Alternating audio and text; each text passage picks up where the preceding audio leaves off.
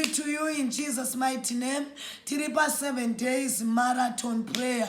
Tine theme kuti iwe Zita rangu Vakaitweyi. Saka nasi is day number 1. Ngaiwe prayer point yako yekunamatira zita rako. Uchiti iwe Zita rangu Vakaitweyi. Iwe Zita rangu Vakaitweyi. Kune zvakaitwa mazita edu. Kune mamhepo anotevera mazita edu. Kune madhimoni anotevera mazita edu. Kune vakaipa, kune vavengi vedu vakaenda kunyanga namazita edu, vakadeketera namazita edu, vakaomberera namazita edu, vakaita mhiko namazita edu. Kune vakasunga zvinhu zvavo mumiti, mumakomo, mumapako, pasi pemvura namazita edu. Kune vakatisunga mazita nemajira eredhi. Kune vakanyora masedu machire vaiti vakabayira tsono. Iwe Zita rangu Vakaitweyi. Unogona une muvhunzo uri kuti why panorangarirwa vamwe ndisingarangarirwo, panosimudzirwa vamwe nei ndisingasu. Why inini ndichingopesana nemunya?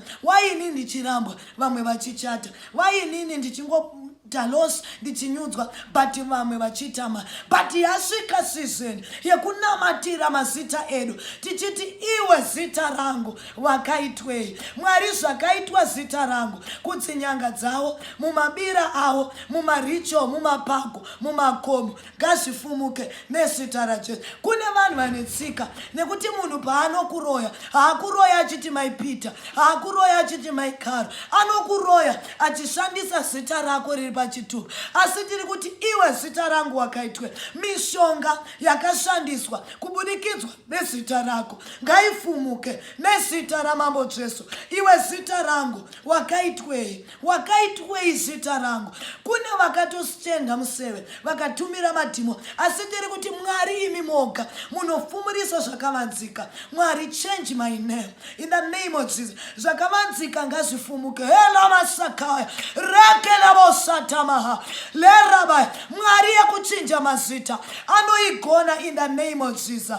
Regai nditaure nyaya. Kune vamwe vekuti vabereki vavo pawakange uchiri mudumbu raamai, amai vaitambudzika vakakudana zita nekuda kwesituation yavaiona uchiri mudumbu raamai. Regai nditaure example iri mubhaibheri, nyaya yaJabhezi. Bhaibheri rotsanangura richiti Jabhezi ari mudumbu raamai, amai vaitambudzika. Jabhezi auya panyika, nguva yake yekuzvarwa yakwana, amai vanomudana kuti Soro. Vai amai vakamudana kuti Jabhezi. Jabhezi ukatsvaga meaning yaJabhezi zvinoreva kuti Soro. Vakamuti Soro Jabhezi nekuti vakange vari mumatambudziko. Kune vanhu vakafanana naJabhezi vakadanwa zita rako nekuti vabereki vako vakange vari mumusituation. Ndine muvhunzo kwauri, iwe Zita rangu Vakaitweyi, zita rako ndine muvhunzo kwauri, zita rako rinombonzani, rinoreve? Ndine muvhunzo kwauri, zita rako ndiwe here wega? Kune vamwe vekuti mumhuri mune mazita, hausiwe wega une zita, pamwe muri 3, 4 muri mukati mezita. Namata nezita uti zvinoteverera zita rangu ngazviparadzwe nezita raJesu. Iwe Zita rangu Vakaitweyi. Jabhezi anonamata oti, oh Lord, change my story, deliver me from evil. The Bible says Jabhezi was more honorable than his brother. Iwe Zita rangu Vakaitweyi. Ngaiwe prayer point yako uchinamata nezita rako. Vamwe tinopa vana mazita atisingazive meaning. Pamwe unofarira ziwe, unozoti kuzive kuti wane zvimwari zvavo zviya, wobva pazita rechimwari chiya.